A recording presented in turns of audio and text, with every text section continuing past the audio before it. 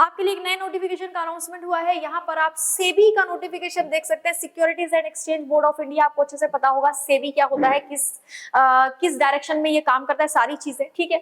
यहाँ पर अगर आप देखेंगे तो 13 अप्रैल 2024 से आपके लिए ऑनलाइन अप्लाई करने के लिए जो लिंक है उसको ओपन किया जाएगा और डिटेल्ड एडवर्टाइजमेंट आपको वहीं पर मिलने वाला है। यानी 13 अप्रैल को आपको इसका डिटेल्ड एडवर्टाइजमेंट देखने को मिलेगा। लेकिन अभी जो शॉर्ट एडवर्टाइजमेंट आपके लिए जारी किया गया है उसमें भी काफी सारी चीजें बता दी गई जो आपके काम की है, तो वो हम लोग देख लेते हैं क्या क्या बताया है शॉर्ट में। तो देखिए, स्ट्रीम बता दिया गया है, कितने पोस्ट हैं ये बता दिया गया है, एज लिमिट क्या होगी, सारी चीजें बता दी गई है।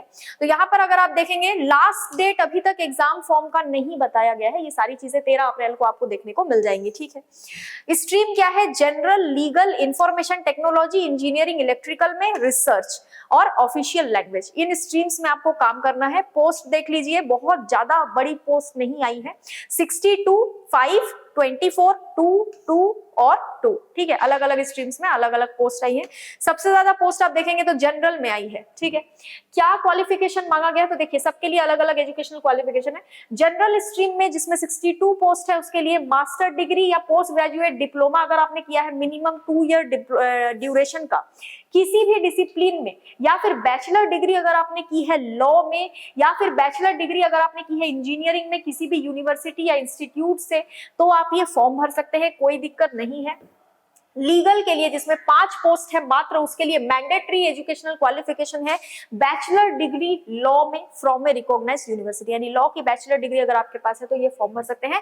डिजायरेबल एक्सपीरियंस यहाँ पर मांगा गया है, 2 year post qualification experience as an advocate, advocate के तौर पर 2 ईयर पोस्ट क्वालिफिकेशन एक्सपीरियंस आपसे यहाँ पर मांगा गया है, ठीक है। लीगल की पोस्ट है वो तो आपको समझ में आ ही जाएगा कि लॉ की डिग्री भी मांगेगी और थोड़ा सा जो है यहाँ पर एजुकेशनल एक्सपीरियंस भी मांगा ही जाएगा, वो हमको देखते ही समझ में आ जाता है।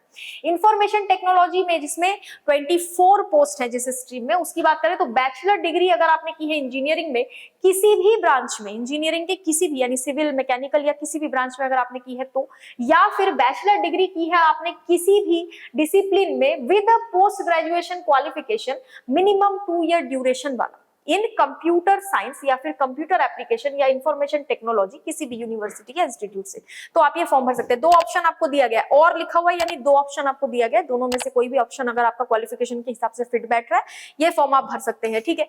इंजीनियरिंग इलेक्ट्रिकल की स्ट्रीम में 2 पोस्ट है सिर्फ, इसमें मैंडेटरी क्वालिफिकेशन बैचलर डिग्री मांगा गया इलेक्ट्रिकल इंजीनियरिंग में, जैसा कि इलेक्ट्रिकल की पोस्ट इलेक्ट्रिकल स्ट्रीम में काम करना है तो इलेक्ट्रिकल इंजीनियरिंग की डिग्री आपसे मैंडेटरी रूप से मांगी ही गई है। डिजायरेबल एक्सपीरियंस में रखा गया है इलेक्ट्रॉनिक सिस्टम जैसे कि सीसीटीवी सर्विलियंस सिस्टम या फिर एड्रेसेबल सिक्योरिटी अलार्म, साथ में फायर अलार्म सिस्टम, इन सभी चीजों का वर्किंग नॉलेज आपको होना चाहिए। साथ में experience in maintenance of lift, pump, air conditioning plants, इन सभी चीजों का, लिफ्ट, पंप या एयर कंडीशनिंग प्लांट एक्सेट्रा, इस टाइप की जो भी चीजें हैं उनको मेंटेन करने का, मेंटेनेंस का एक्सपीरियंस आपको हो तो ये फॉर्म भर सकते हैं। और experience of administering construction projects in all it's aspects and knowledge of PERT या सीपीएम टेक्निक्स, ठीक है।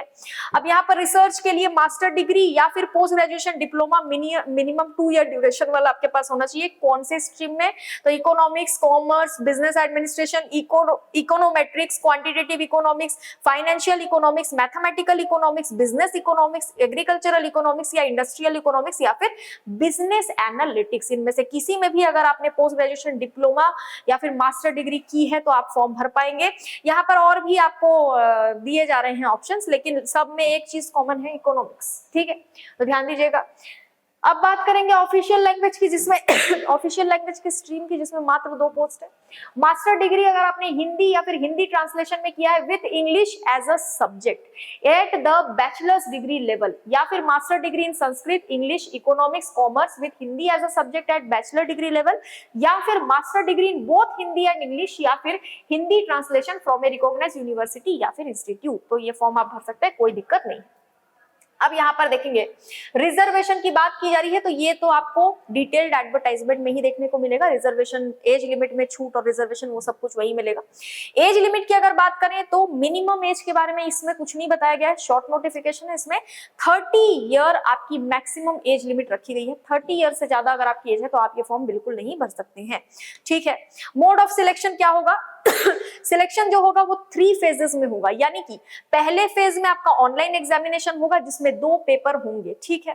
कैंडिडेट्स को पहले फेज के पेपर को देखते हुए शॉर्टलिस्ट किया जाएगा। उसके बाद फेज 2 होगा जिसमें आपको ऑनलाइन एग्जामिनेशन ही देना पड़ेगा। इसमें भी 2 पेपर होंगे, फेज 1 फेज 2, 2 पेपर आपके लिए जाएंगे।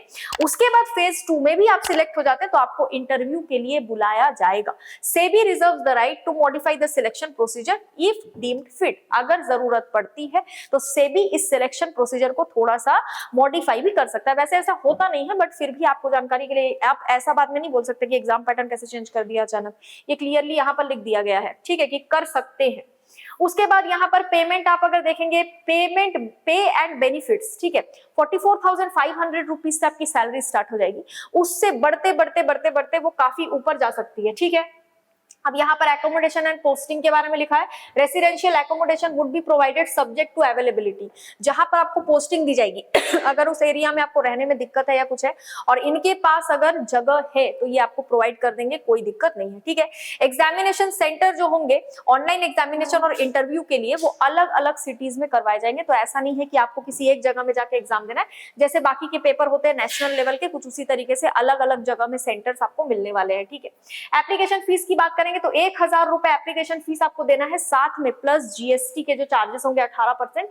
किसको देना है? जनरल, ओबीसी और ईडब्ल्यूएस कैटेगरीज को। लेकिन एससी या एसटी या पीडब्ल्यूडी कैंडिडेट अगर आप हैं तो आपको यहाँ पर 100 रुपए फीस देनी है 18% जीएसटी के साथ, ठीक है। 1,000 रुपए जनरल, ईडब्ल्यूएस और ओबीसी को, एससी एसटी को 100 रुपए मात्र देना है और दिव्यांगजनों को भी 100 रुपए मात्र देना है। जो भी चीजें जरूरी है एक फॉर्म को भरने के लिए, थोड़ा मोटा मोटा आइडिया वो इसमें बता दिया गया है। बाकी आपको डिटेल्ड नोटिफिकेशन चाहिए तो वो 13 अप्रैल को आपको मिलेगा, ठीक है। तो सेबी की जो वेबसाइट है, ऑफिशियल वेबसाइट, उसमें विजिट करके आप डिटेल्स यहाँ पर देख सकते हैं।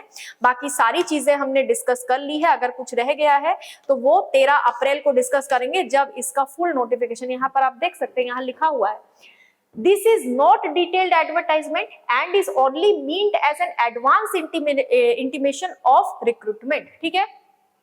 यानी कि ये डिटेल्ड एडवर्टाइजमेंट नहीं है, ये सिर्फ एडवांस में आपको बताया जा रहा है कि ऐसा वैकेंसी आने वाला है।